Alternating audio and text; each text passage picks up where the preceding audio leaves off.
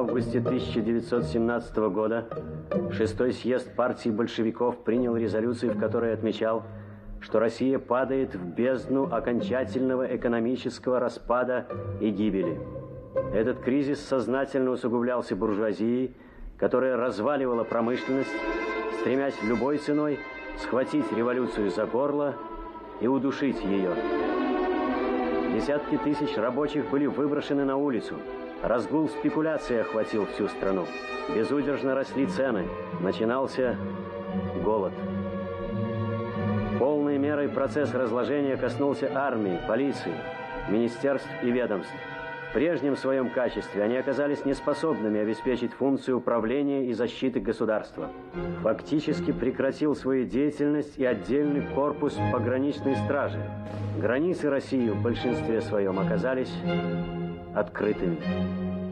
В этих условиях партия считала единственным выходом незамедлительный переход власти в руки рабочих и крестьян. 24 октября глава Временного правительства Керенский потребовал от верных ему войск огнем и железом расправиться с восставшим народом. Поздно вечером 24 октября Владимир Ильич Ленин записал: «Положение да нельзя критическое. Надо во что бы то ни стало сегодня ночью арестовать правительство. Нельзя ждать. Можно потерять все».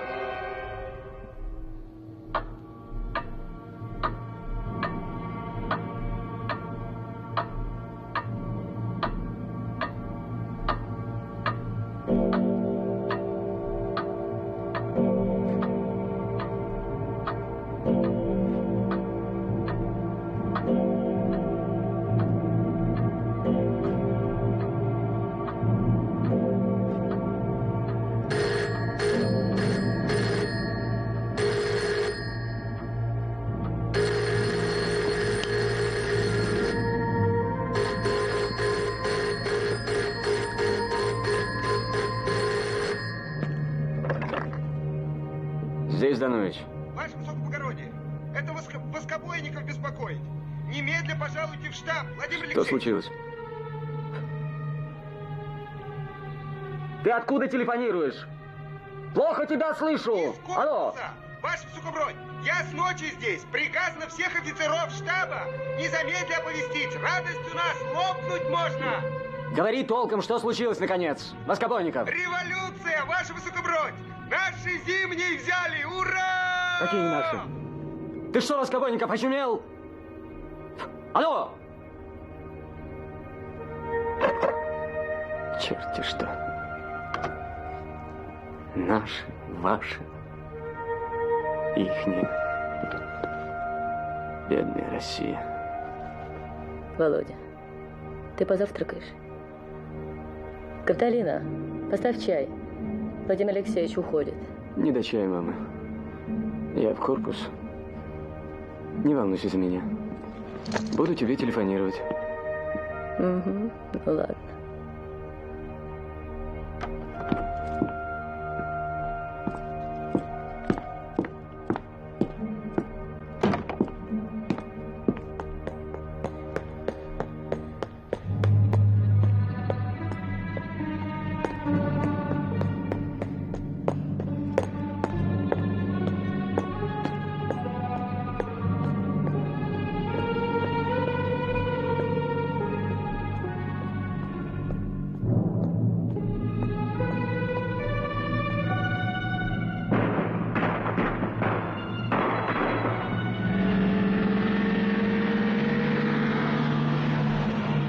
Революция, господин капитан!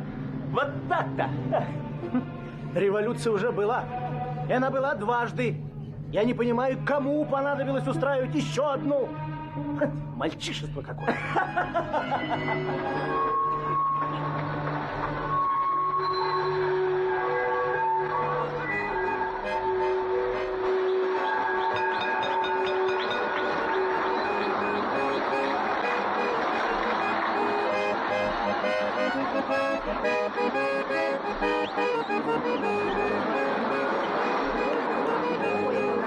Давай, граждане!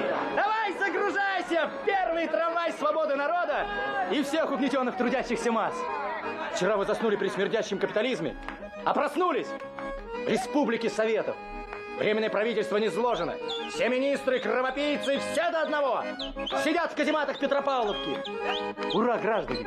Ура, товарищи! Ура!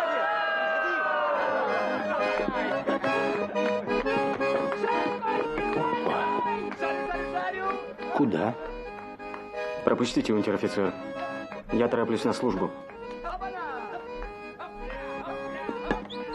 Я так понимаю, что служба твоя, ваш бродь, отныне нам кровь пускать.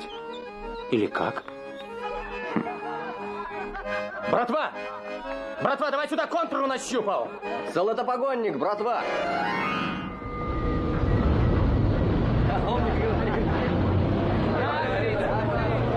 Ну что, в крепость тебя отправить? К своим? Кокнуть его и вся недолга! Правильно я говорю? Вот ваш бродь. Давай отвечай по совести. За царя. Царь в Тобольске, он отрекся. Ну да. Я ведь чего имел в виду? Ты за министров, капиталистов? Отвечай на мое уточнение. Вот что, господа матросы, я капитан отдельного корпуса пограничной стражи. Если вы еще не разучились понимать в погонах, петлицах и выпушках. А это значит, что я служу не временно и не временному правительству. Тем более, раз его уже больше нет. А кому же? России. И буду служить ей до тех пор, пока ей нужна моя служба. Я тороплюсь, господа, мне выходить.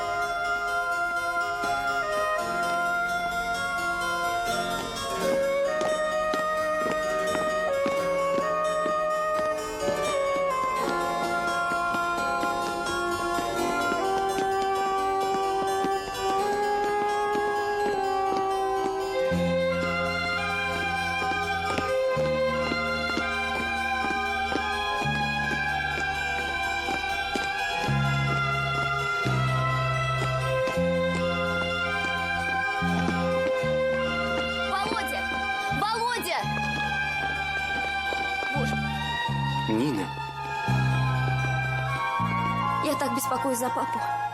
Звонила в штаб, телефоны молчат. Вот я и прибежала сюда. А у нас еще трамвай не ходит. А у тебя? Ваше благородие! Ты пойди на Дворцовую сходи! Там несколько таких в золотых погонах кверху пузом лежат! Может, своих найдешь! Барышня, давай с нами! Барышня, отвлечемся от старого мира! На Дворцовой площади баррикада. У Александровской колонны убитый лежит. Господи, Володя, как это страшно. Русские стреляют в русских. Один убитый. Что? А, да. Почему ты это спросил? Судя по тому, как они на нас смотрят, убитых должно быть гораздо больше.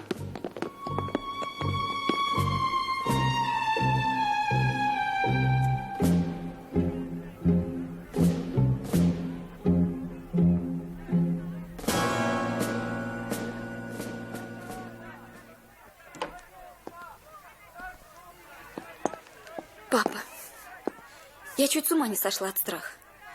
Я тебе звонила всю ночь и не могла дозвониться. Что случилось? Большевики отключили все телефоны. Я сидел, стоял, смотрел в окно. Александр Николаевич, мне телефонировал Воскобойников, я ничего не понимаю. Вчера вечером пришел товарищ и сообщил, что телефоны отключены, так как в наших услугах новое правительство более не нуждается. Что, не нуждается в охране границ? Он так сказал, он сказал, в ваших услугах. Значит, в наших с вами услугах более не нуждаются. Интересно. Писарей и чиновников они отпустили, а офицерам приказали убираться к чертовой матери. А ты? Я тоже хотел уйти, но этот товарищ сказал, что мне лучше переждать до утра. Опасно нынче стало ходить генералом по улице столицы. Вот так-то вот, господа. Как прав был Пушкин трижды, четырежды, семижды. Не дай бог перенести бунт вообще, а уж русский в особенности. Они стреляли по дворцу. 2 попадания я заметил вполне определенно. Я воображаю, что там делается в залах Эрмитажа сейчас.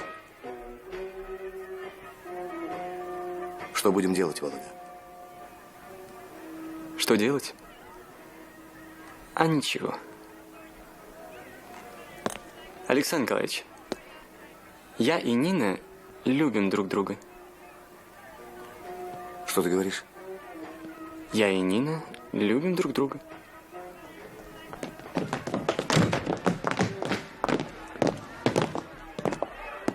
Генерал Хлебнев, вы? Да, я. Бывший генерал Хлебнев.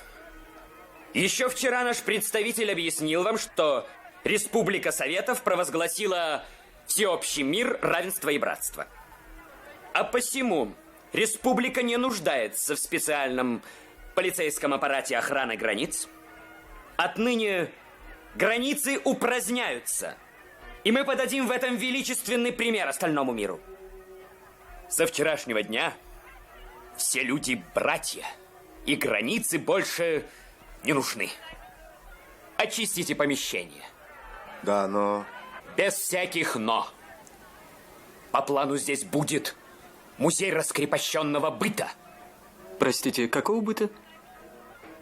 Раскрепощенного.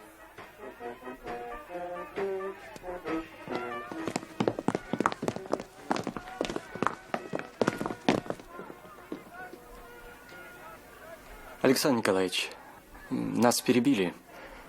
Я прошу руки вашей дочери. В такое время. Ты хорошо подумал, Володя? Ваше превосходительство, даже второе пришествие Господа нашего Иисуса Христа не сможет остановить любовь, ненависть, смерть, рождение. Тем более этого не сможет сделать революция. Какая она у нас по счету? 3-я?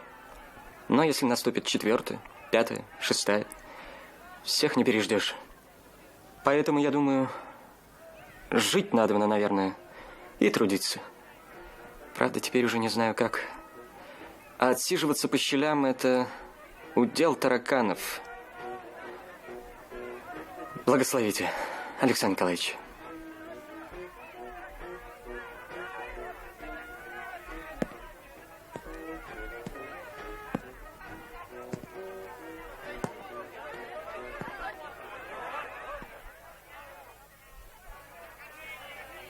Я знаю, что мать Нины желала этого брака. Я знаю, что кто-то из нас сегодня может не вернуться домой. Пути Господни неисповедимы. Поэтому за себя и за жену мою я говорю вам: дети мои, будьте счастливы.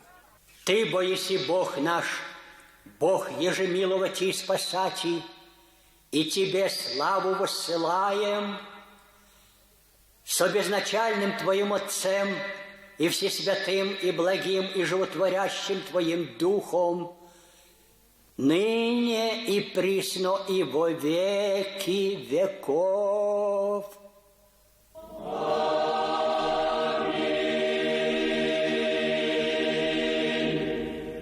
Миром Господу помолимся.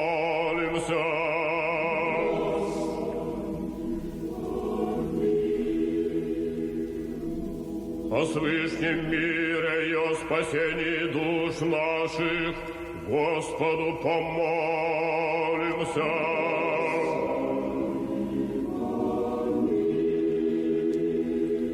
Заступи, спаси, помилуй и сохрани нас, Боже, Твоею благодатью.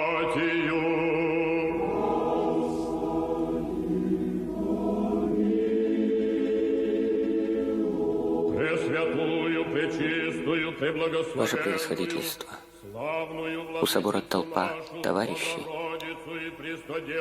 Нам лучше разойтись от греха.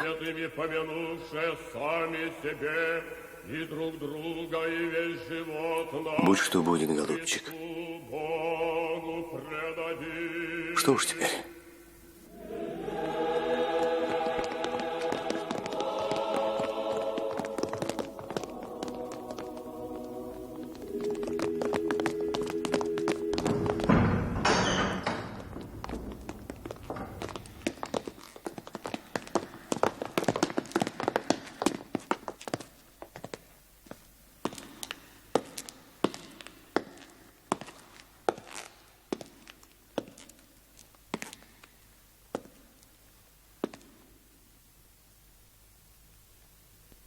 Кто настоятель храма? Протоиерей Соболев Иоанн Антонович. Он сейчас болен. Чем могу служить? Нам сообщили, что в храме заседают заговорщики. Здесь совершается таинство бракосочетания. Вас ввели в заблуждение. Вы? Я. Вы позволите нам закончить?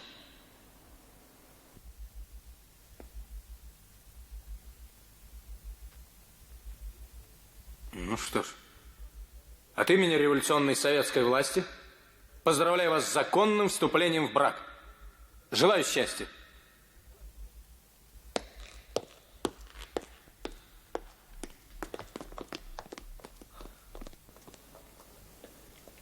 Поздравляю. Ты знаешь, это было даже пикантно. Володенька, будь счастлив, родная. В Париже в 89-м санкюлоты превратили бы нас в бифстроганов. Спасибо. Строганов изобрел свой беф значительно позже. Они бы превратили нас в африкасе. Ты получил благословение советской власти, в случае чего не откажи в протекции. Я постараюсь. Поздравляю вас. Поздравляю.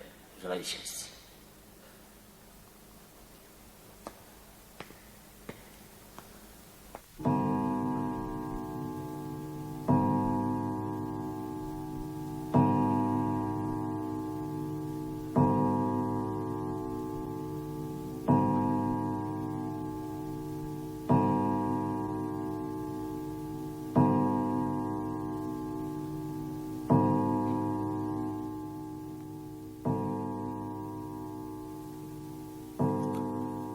«25 октября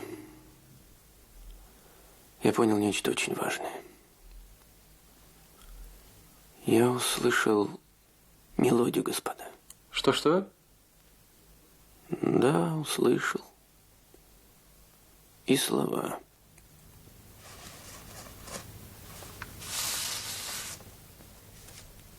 Вот они, господа.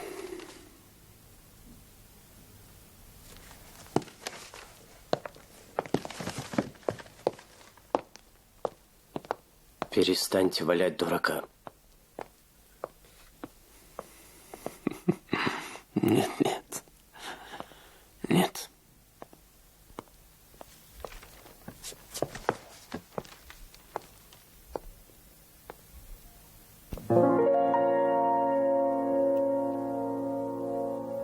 Я хочу попросить вас, скорее преклоните колени, затеплите лампаду или белую Божью свечу. Государь-император сегодня поутру расстрелян, и наследник престола российского отдан во власть палачу. Господа, он сошел с ума? В самом деле, мой милый, что за неуместные фантазии? Слава богу, государь жив. Я хочу вам сказать, изменили мы долгу и вере, но страху и подлости нет, изменить не смогли. И я знаю, судьба нам за это отмерит. По 2 метра веревки и по 2 аршина земли. Я хочу вас уверить, не стоит о прошлом терзаться. Наше прошлое дым, наша жизнь предутренний сон, стали наши часы навсегда. И давайте прощаться.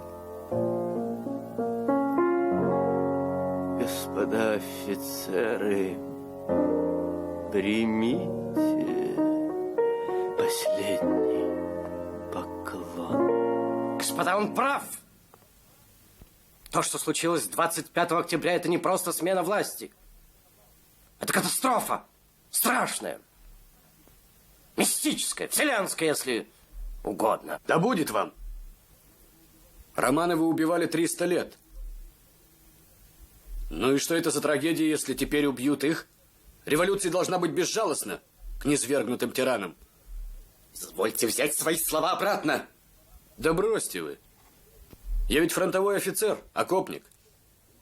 Таких, как вы, я всегда по морде бил.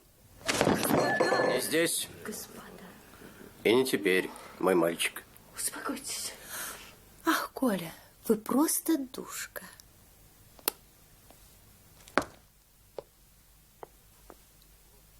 Вот, господа, единственно русской среди всех нас. Спасибо тебе. Нет, господа, вешать на трамвайных опорах, на фонарях, ремни резать, вешать. Полковник, как старший в чине, прошу вас остаться. Наступает грозное время, господа. Будем благоразумны. Нет, ваше превосходительство, нет.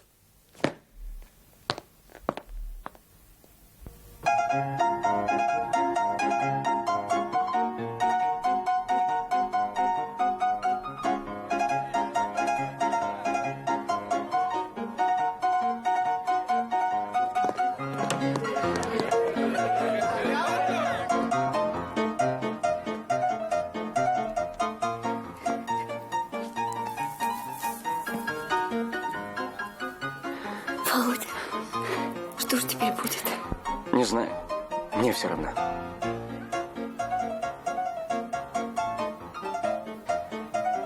В Дрездене у мамы есть сестра. Она замужем за советником магистрата.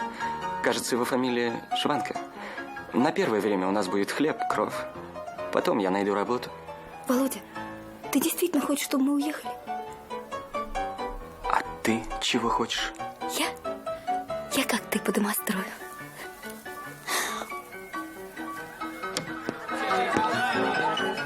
Господа, пардон, господа. Серж спрыгнул с ума. Это же надо такое придумать. В подвале. Палач, черт знает что. Нет, он накличет беду. Накличет беду. Вам жалко царя? При чем тут жалко? Государь жив. Я не понимаю вашей иронии. А вы знаете, мне наплевать. На царя, на его наследников, на их судьбу и вообще. Ах, а я думал, вы патриот, монархист. Что с вами? Объясню. Вы все сейчас будете очень долго говорить, не спорьте. Чем еще с Рождества Христова занималась русская интеллигенция, образованное дворянство в лихое время? Разговорами. Нет, извините, меня увольте. Косноязычен не умею. Владимир Алексеевич, Нина, займи, пожалуйста, нашего дорогого Артура Николаевича. Ваше превосходительство. Я вас очень прошу, пойдемте со мной к гостям. Да. Пойдемте. У меня созрел план неспровержения большевиков. Надо ударить и немедленно. Конечно. У меня смысл моего плана состоит в том, что... Володя? Да.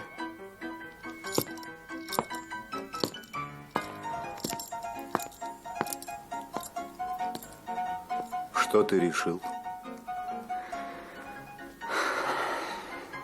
Я разговаривал с мамой. Мы едем в Дрезден. Так. Большевики начинают переговоры с немцами о мире. Сейчас очень благоприятный момент. Через 2 суток мы будем в Двинский финита ля комедия. Устал. Надоело. К черту. Так.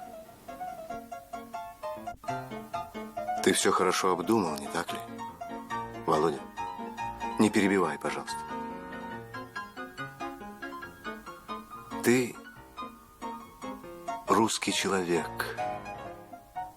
русский офицер. Едешь к исконным вечным врагам России. Извини за пафос. Нина моя единственная дочь. После смерти Евгении Петровны, вот что, разве ты крыса, Володя? Извините, Александр Николаевич, но, по мнению большевиков, российский корабль начинает набирать скорость. Так что, увы, ваш упрек не по адресу. Ну, то, что утверждают большевики, это еще не реальность. Среди них есть демагоги, созданные только для того, чтобы драть луженые глотки на митингах. Но среди них достаточно образованных, трезвых политиков, которые хорошо понимают, что своими силами мужик и рабочий Христово царство не построит. И кто же, по мнению этих трезвых, должен помочь рабочему и крестьянину? Мы с тобой. Да-да-да. И поверь мне, наша святая обязанность сделать это. Вспомни Радищева, декабристов, наконец, их Ульянов, тоже не от сахи. У нас у всех есть перед народом долг.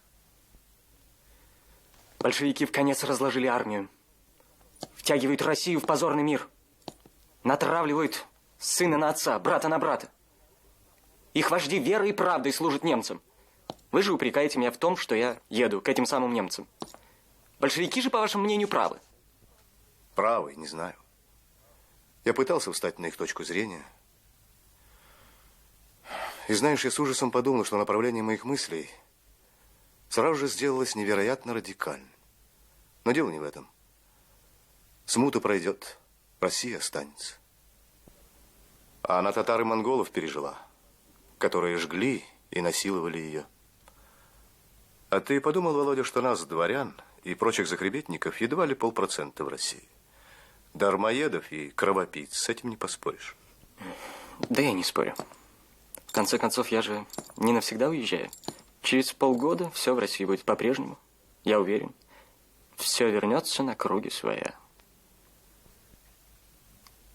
Езжай, раз решил. Что касается меня, то я остаюсь, и будь что будет. У меня вон на Смоленском кладбище жена и прапрадеда лежат. Грех мне их оставлять.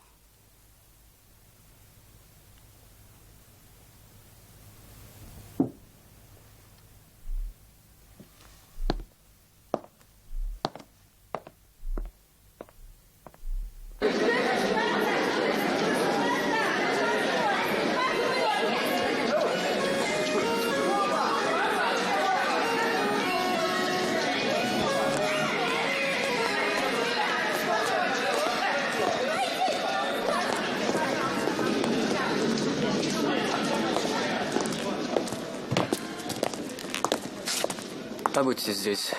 Я выясню, где можно купить билет. Не задерживайся надолго. Хорошо. Да, Володя, пожалуйста. Здесь так страшно. Все какие-то озлобленные. Ты посмотри на их лица. Ты неправильно понимаешь. Они не злые. Они радуются.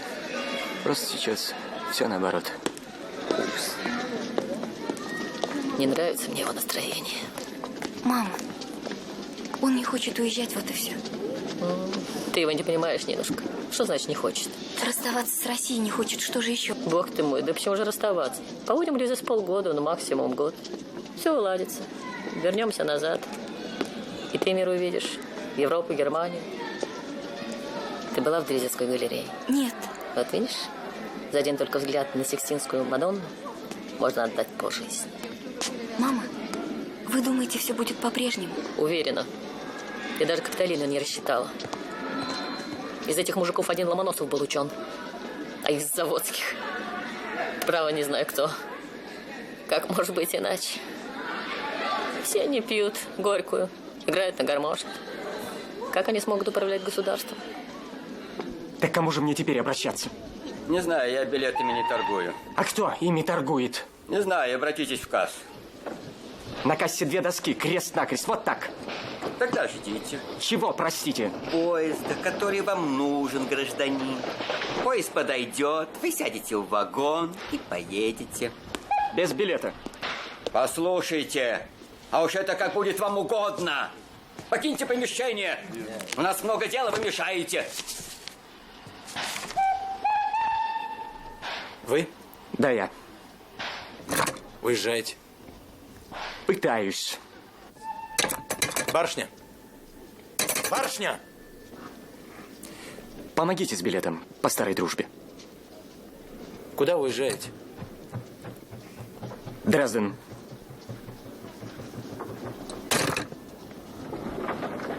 А как же служба? России? Она нужна ей, моя служба. России-то. Вы же границы открыли.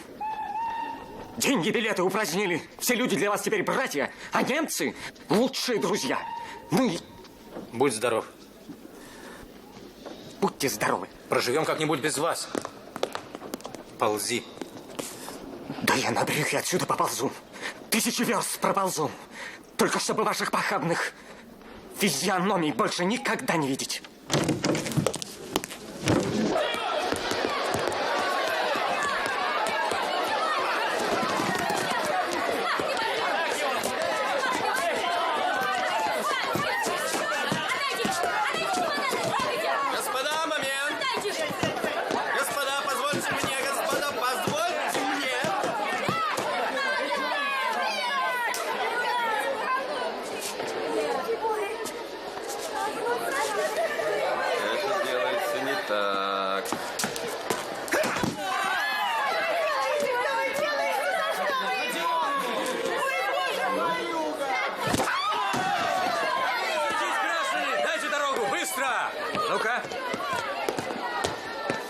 Что здесь происходит?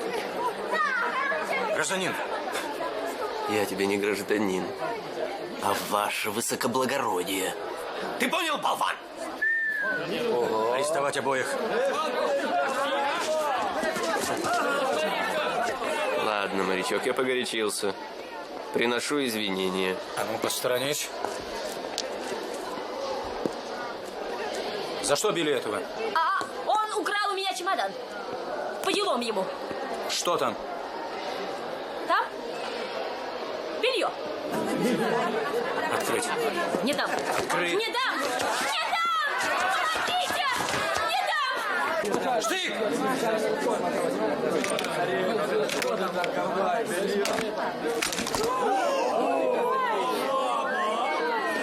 А вы, оказывается, криоз. Ладно. Откуда у тебя тетка? Я их всю жизнь копила. Всю жизнь. Хватит. Забирай свое буржуйское барахло и проваливай сюда. Давай.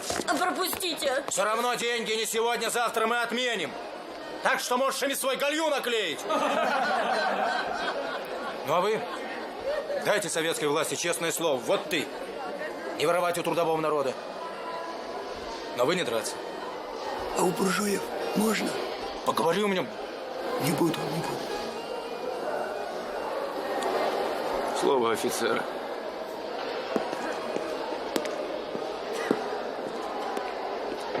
Серж! Серж!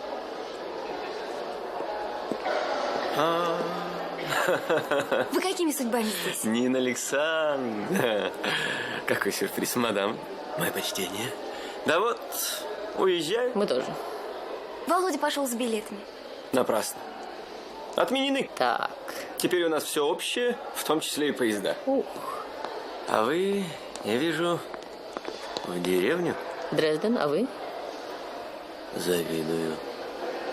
Завидую, ибо я уезжаю в неизвестность. Честь имею.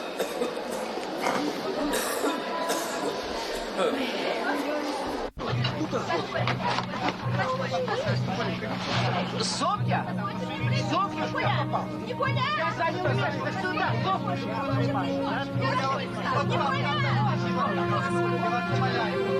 Успокойтесь. Господин, сиди со мной. Спокойно. Я вспомнила, Володя.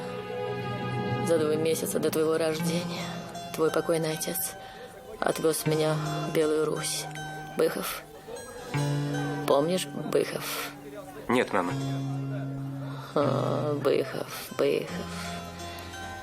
Наш дом был одноэтажный, в стиле ампир, на самом берегу Днепра. Ты любишь купаться? Да, мы снимали дачу в Сестрорецке у залива. Эх, сударыня, стоит ли вспоминать о былом? Отчего ж, батюшка? Сердце разрывается. Володя, смотри, твой злой гений.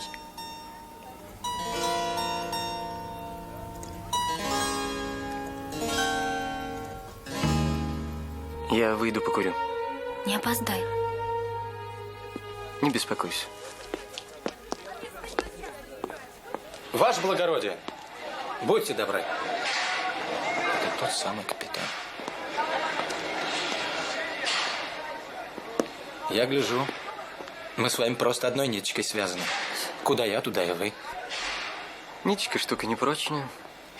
А вам, судя по всему, цепи надобны. Вы офицер пограничной стражи? Бывший. В Двинске сейчас идет подготовка к мирным переговорам с немцами. Там скопилось в ожидании перехода демаркационной линии более 50 тысяч беженцев. Вот мы направляем туда товарища Гамуина. Проверить обстановку, принять меры. Вы бы не согласились ему помочь? За что же такое доверие? Ты, ваш бродь, мужик крепкий. Это я еще тогда в трамвае понял. Могу я задать вопрос? Пожалуйста. По договору с союзниками Россия должна бить немцев. Вы же собираетесь вести с ними переговоры. Извините, я не изменник. Это первое. И второе. 50 тысяч русских людей, скопившихся в Двинске, бегут из большевистского рая, то есть от вас.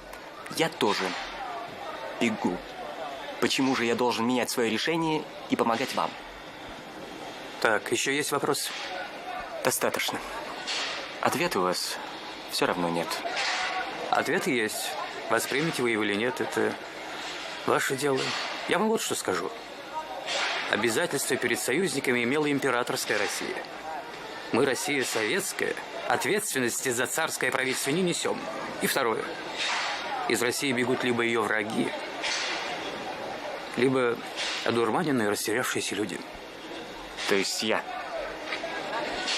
То есть вы. Иначе я бы не стал тратить время на этот разговор. Ну так что вы решили?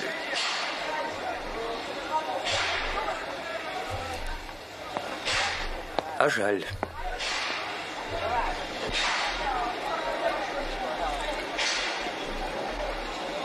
Ну, до встречи, Гамаюн. В Двинске стоят разные воинские части, но действует революционный комитет. Вы установите с ними контакт, ну и подумайте, что можно сделать. Граница непроходной двор. И помните, ваш доклад ждет советское правительство. Конечно, со специалистом тебе было бы легче. Ну да где наш брат? Революционер, назвавшись Груздем. Кузов не лез.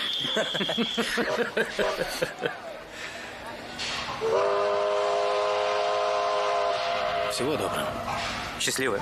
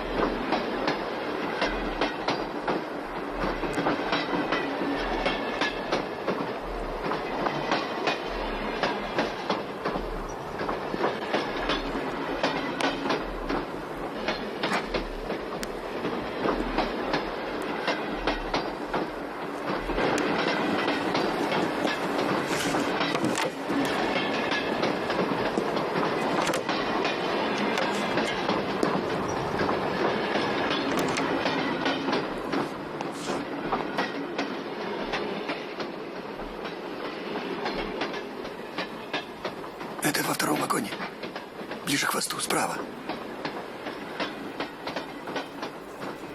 Этих не нашел. Все остальные на месте. Все до Двинска и дальше. Бабочки к грудям прижимают, а один всю свою бабу по ноге гладит. Видать, у него камушки в теплых штанишках. Ладно. Офицера нашел? В соседнем вагоне. В оба смотри. Если еще раз позволишь себе такое, как на вокзале, пойдешь в расход.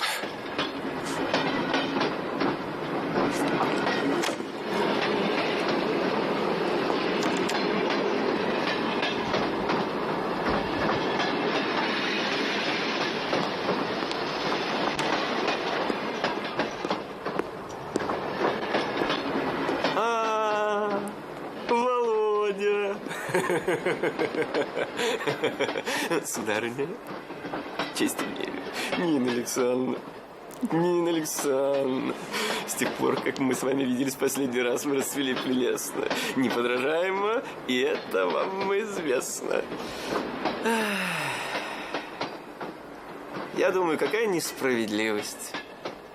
Мы, хозяева России, бежим, а наши слуги лежат в наших кроватях и жрут цыплят.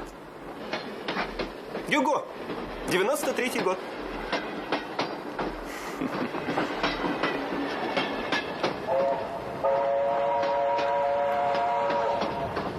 У тебя какие планы, Володя? Послушай, Серж, я уже 77 раз излагал мои планы. Мой главный план – не иметь никаких планов. Ты меня понял? Сколько у тебя денег? Денег?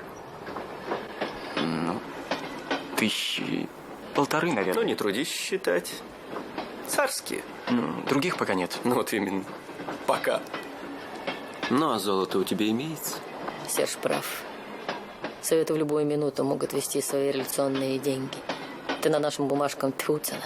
Мама, что ты говоришь? Конечно, моя сестра и ее муж люди благородные. Но в Германии не принято содержать родственников бесплатно. Они очень расчетливы и бережливы. Мы должны думать, на что будем жить. Мам, я пойду работать. И вообще не надо трагедизировать обстоятельства. Пойдем работать. Пойдем работать. Ну, я хоть музицирую. А ты что умеешь делать? Пилить дрова. Пойдем покурим. Здесь душно.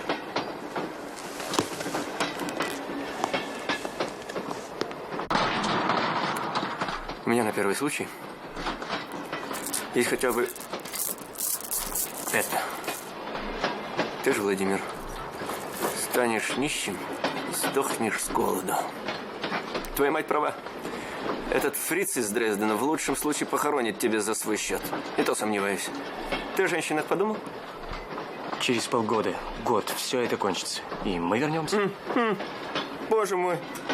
Дурачок ты наивный. Мысли клоповухи. Да ты что же, ничегошеньки не понял? Да ведь они пришли навсегда! Навсегда! Тише. И не нам, изнеженным мастурбаторам, знать тысячелетнего зверевшего хама. Так здесь, Владимир. Наша карта бита. Стали наши часы. Что ты предлагаешь? Вот что.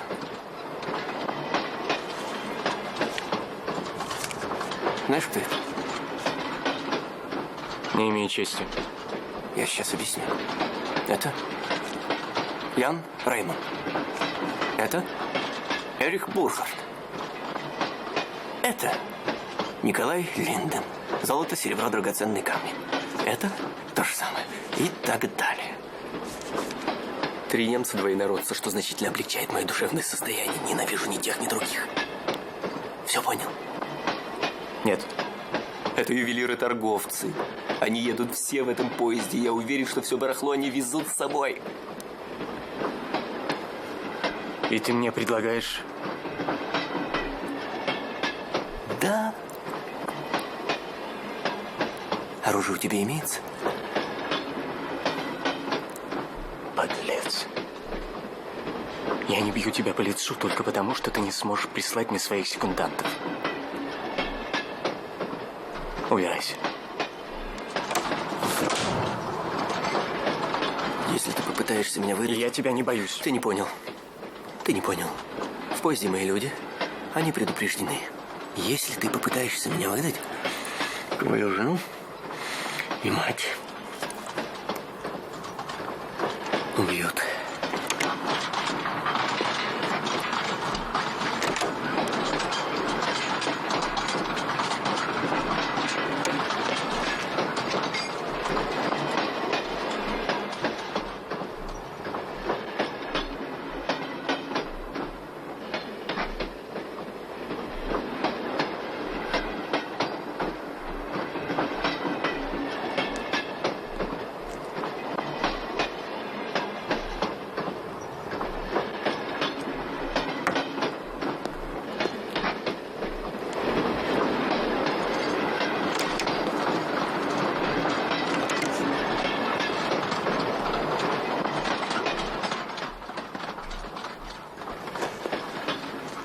А где наш очаровательный Серж? Прекрасный молодой человек. Он тоже едет в Германию? Не знаю. Вот что. Мне надо отлучиться. Возможно, я задержусь. Что? Володя, что случилось? Ровным счетом ничего. Ты помнишь того унтер-офицера, с которым я разговаривал на перроне перед отходом поезда? Боже. Да? Это тот самый, что приходил к нам на венчание в собор? Да. Мне необходимо его разыскать. Только не зови его сюда. Здесь и так душно. Володя, можно я пойду с тобой, а? Нет, не надо. Не волнуйтесь. Я скоро вернусь.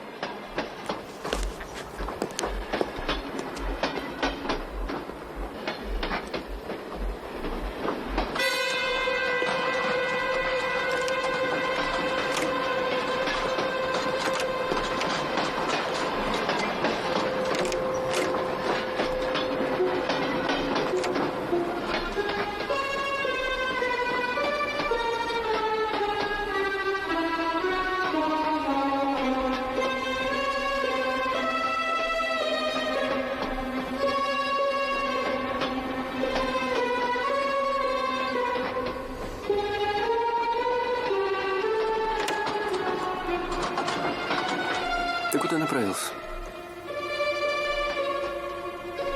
Я ведь тебя предупреждал. Видимо, я слишком понадеялся на слова. Ну что ж, я дам тебе еще один шанс. Видимо, русскому человеку все нужно потрогать своими руками. Пойдем.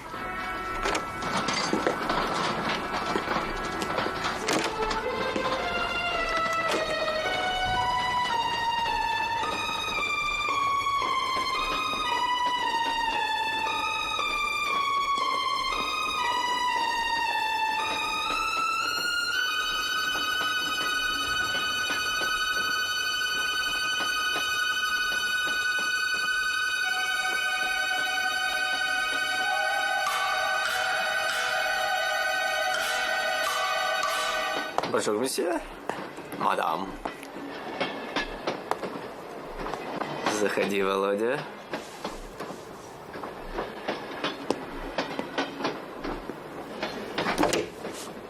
Садись.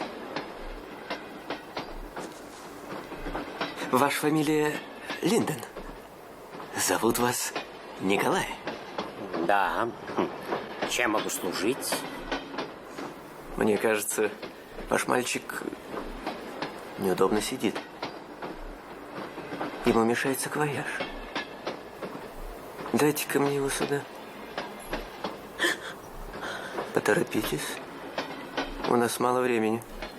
Мы все рискуем. Ну, быстро!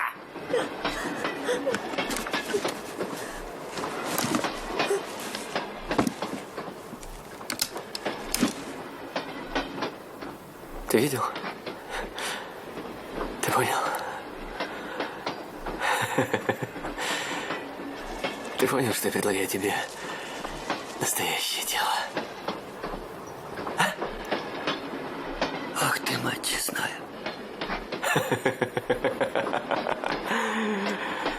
Ну, Что ты решил? А?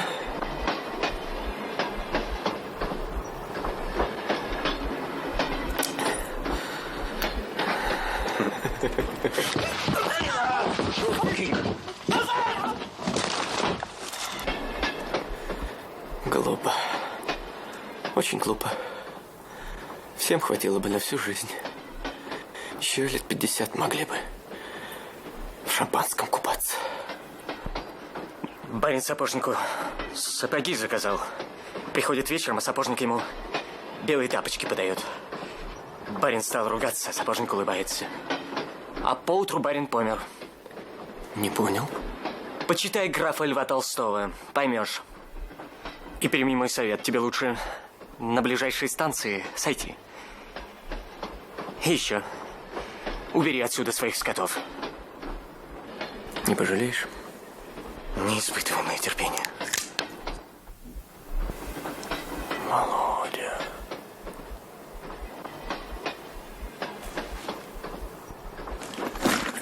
Иди.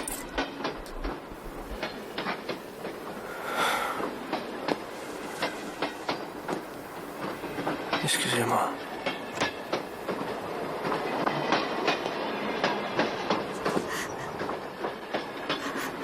Молодой человек, вы спасли нас. Храни вас Господь.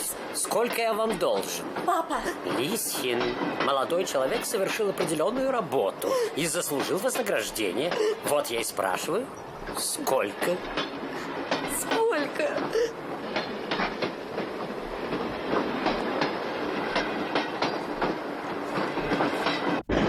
Вон там, 5-й купе. Где бандиты? Они, конечно, свиньи, но я им не пастух. Эх, ваш брат. Дворянская солидарность шаг ступить не дает. Так, что ли? Вот что, унтер-офицер. В этом поезде едут по меньшей мере 5 крупных петроградских ювелиров с миллионными состояниями. К утру эти миллионы окажутся у немцев. Ну и что? Твоя советская власть очень богата. Она ведь желает 100-миллионной Россией управлять. На какие шиши, извините? Да не можем мы незаконно реквизировать. Господи.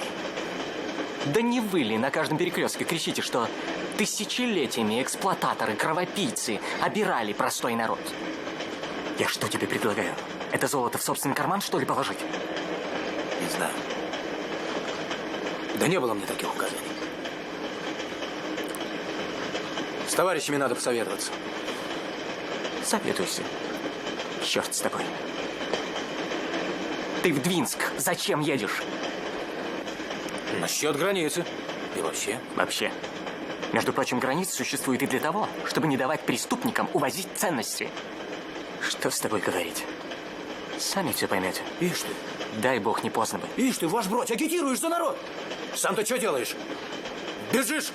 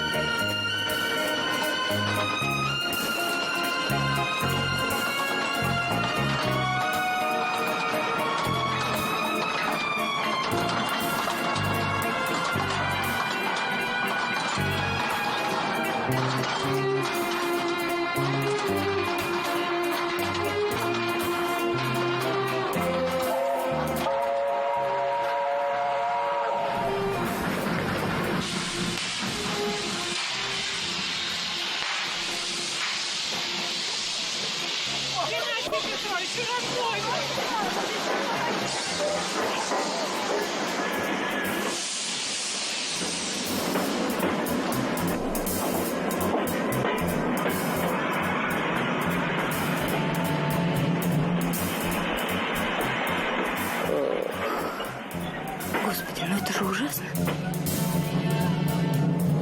Словно большой цыганский табор.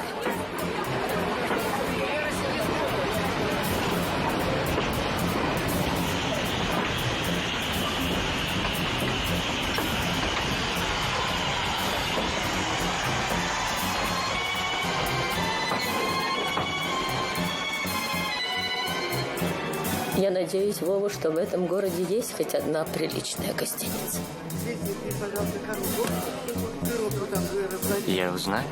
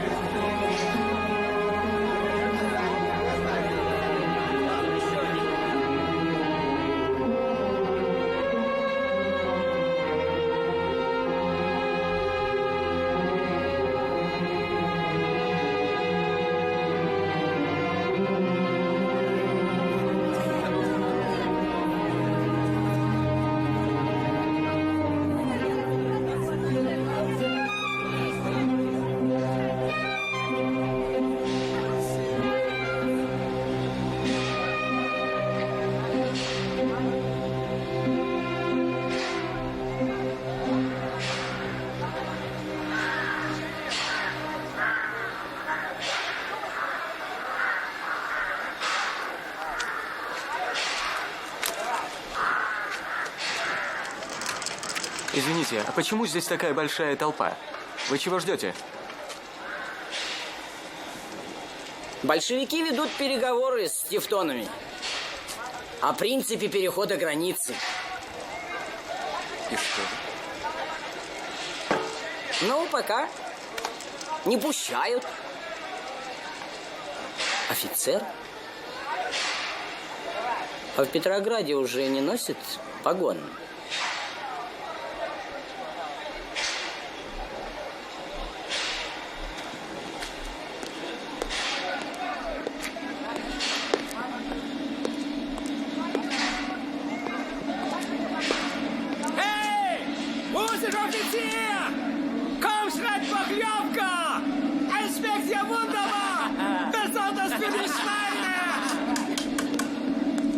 Граждане! Господа! Что же произошло в России? Бунт! Бунт! А к чему он привел? Вы это знаете, потому что вы здесь! Вы! Цвет надежда! Гордость России! А почему? Я вас спрашиваю, почему? Потому что нам ненавистна грязная лапа взбесившегося хама! Совершенно верно! Справедливо! Господа! Господа! Я хочу спросить вас, что вы, что все мы ждем?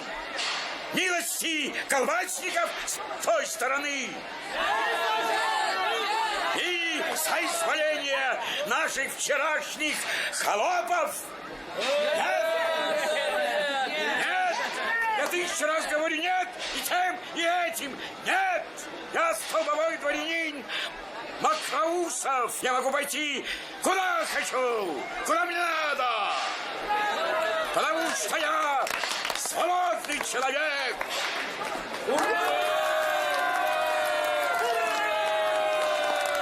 Господа, я прошу вас, давайте все вместе, ну, Боже царя, господа,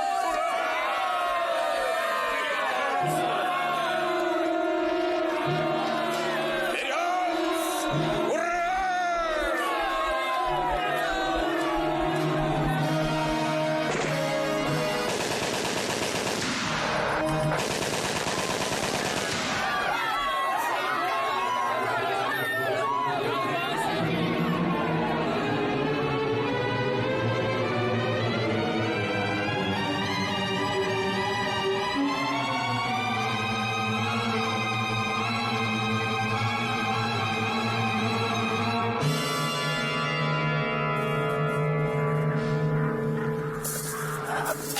Унтер, 2 слова. У вас сколько солдат? А вам зачем? Вот что. Либо надо срочно наладить фильтровку и пропуск людей, либо поставьте вот здесь и здесь 2 пулемета «Максим» и надежную роту солдат. Вы поняли? Ну, немцы еще сами пока никого не пропускают, а эти? Ну и черт с ними. Кто их тут держит, дерьмо недорезанное? Ты уж извини, ваш бродь. Ты ведь тоже из них. Из них. Только я не везу с собой золото и драгоценные камни. Вот хорошо. Впрочем, 2-й раз ведем с вами эту беседу, и 2-й раз вижу перед собой дурака. Извините. Да уж ладно, ты, слышишь, не кучеряшься. Ну, верно. 2-й раз с тобой байки разводим. И 2-й раз понять не могу. Чего ты про их золото печешься? Да без советчиков обойдемся! Тоже мне. Хвот нашелся. Тебя самого надо встряхнуть, что ты есть внутряк! Ты моли Бога, что толпа успокоилась! Посмотрим, надолго ли! Умник!